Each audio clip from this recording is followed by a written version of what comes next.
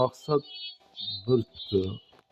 Mana hozirgi zamonda yashab o'tirgan davrimizni o'zida internet zamonida bular yashagan davr 1910 yilda tug'ilgan bo'lsa, birlari ikkinchilar 1922 yilda tug'ilgan bo'lsa, ham dadamdan 2 yosh bir mo'ljal kichik holatda ko'rish mumkin. Bularning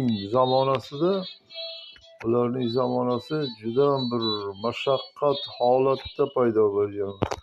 Hozirgi zamonda bemalol oshkora bo'lib qoldi. Chunki hozir ko'ryapsanlar, xohlaganingda yashashing mumkin. Masalan, har soha bo'yicha insonlar o'zini ko'rsatyapti-da, masalan, yurakka shifokor, professionalniy inson deb men Hadicha Magomedovani tanlayman. Professionalda u yuraklarga shifo berish uchun va yuraklarni toza qilish uchun o'zining nashidasi bilan jannat yo'lini ochib qo'ydi.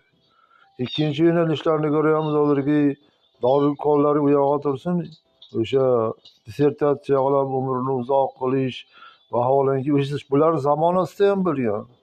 O'sha mevalar, o'sha narsalar bo'lgan, lekin bular bilmagan, shundan foydalanmagan. Bizni o'z zamonamizda hamma narsadan foydalanib, hattoki o'sha oyoqning tagiga ruslar ko'p gapiryapti, ruslar chuqur gapiryapti, professionallar gapiryapti. Bular tajriba orttirib, insonlarga yordam berish, umrini uzoq qilish nauklar. Nauk, professional nauk deb men yuragining jannatning yo'lini ochuvchi deb qo'ysam, o'zining nashidalari bilan Hadicha Magomedova chiqqan bo'lsa, bu birinchi o'rinda turadi. Birinchi o'rinda mana shu turadi. Endi yuraging sog'lommi, sen ham joying sog'lom. Hozirgi zamonda tishni o'stirish haqida, oyoqni tagiga piyozni qo'ysa, o'sha butun dardlarni olish haqida aytyapti. Bu haqiqat, men sinab ko'ryapman-da. Keyin uning po'stlog'ini choy qilib ichsang, ichki dunyoning pochkalarini ham tozalash haqida gapiryapti. Unda hammasini aytib beryapti, osongina yo'llarni. Va shu yo'nalishda energiyani ko'paytirish, insonda bo'ladigan holatlarni beryapti. Mana bular zamonasida bunday uslublarni tashkil qilmaganlar. Dorukol, tabletka berganlar. Bular qancha dard bo'lsa ham, qancha og'ir bo'lsa ham, shuni saqlab yurgan, umrining oxirigacha saqlagan bular. Va bular shu mashaqqat azoblari bilan qarigan chog'larida mana shunday bir holatga tushib qolgan. Hozirgi zamonda ko'ryapsizlar, juda bir dunyo bo'yicha chiqib hozir hamma qo'yyapti, yordam beryapti. Masalan, pochkani o'raydimiz, sochingni o'stirasanmi yoki o'sha nervlaringni spokойt qilasanmi, boshqa yeydigan mahsulotlarni tarkibini aytib, mana buni yemas, mana buni yeb tursang shunday yaxshiligi haqida ma'lumot beryapti. Hamma qilib biladi bu ishni. Bepulda. Masalan, qolgan organizmga ular bepul bir shifoni beryapti. Yuzlarni chiroyli qilish, chiroylab berish sifatida umuman olganda beryapti. Endi bu texnologiya rivojlansa, mirovoy planetadan chiqib gaplashiladi, bir xillar noto'g'ri tushunishi mumkin. Inson hamma o'zining sohasi bo'yicha yashaydi. Lekin o'zining sohasini ko'rsatib qo'yadi. Keyin xohlagan kiyimini xohlaganda yashashi mumkin. Unga hech kim taqiqlash belgisini qo'yishga haqqi yo'q. Chunki masalan, Hadicha Magomedova o'zining ishini qilib o'ldi. Yuraklarga shifo, jannat yo'lini ochib berdi, mirovoyga ko'rsatdi. Unga xohlaganda yashashi mumkin, xohlaganda kiyinishi mumkin, xohlaganday holatda yurishi mumkin. Hozirgi zamonga qarab yashashi mumkin. Yoki mana professor nauklar chiqyapti, yosh vrachlar chiqyapti. O'sha giyohlarni o'sha nimalardan olib, shuni yeyish haqida yoki bizlar bilmardik.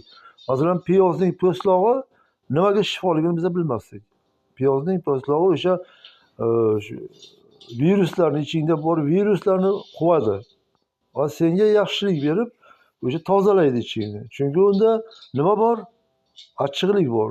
Shu ma'lum miqdorda ichki dunyoga kirgandan keyin seni o'sha og'riqlaringni yo'q qilish uslublarini aytadi. Uni choy qilib ichishga va pochka butun organizmingga, jigarni, boshqa joyni tozalash xususiyatlarini beryapti.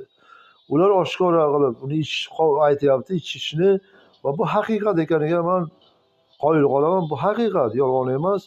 Juda ko'p narsalarni aytyapti.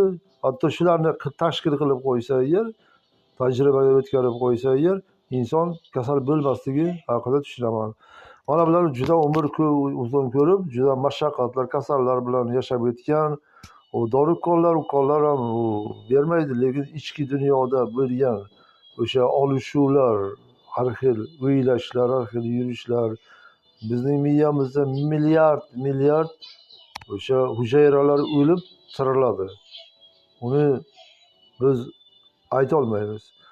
U yana boshqa so'z chiqadi. Bittasi bir xafa bo'lganda nerv sistema tolasidagi maydagina o'sha tolachalar o'lar ekan. Juda ko'zga ko'rinmas tolachalar o'lar ekan. Tolachalar o'lishi bilan nervozli, har xil nervni vakolangi jahldor insonlar paydo bo'lishi shundan bo'ladi.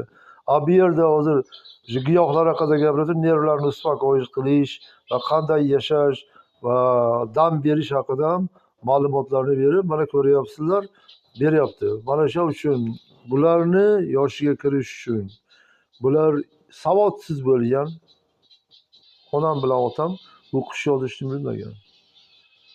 Neden bilmagan? Onam umuman bular qo'liga olib, uchga olib yozolmagan bular. Hech narsa yozolmagan. O'qishni ham bilmagan bular. Shu ana shu narsani o'qisa o'qolmagan bular. Yurigan tamom. Bular o'sha zamonlarda o'qish yozishni ham bilmagan, hech narsani bilmasdan umr ko'rgan va lekin alham, ixlos, salovatni bilardi. Bundan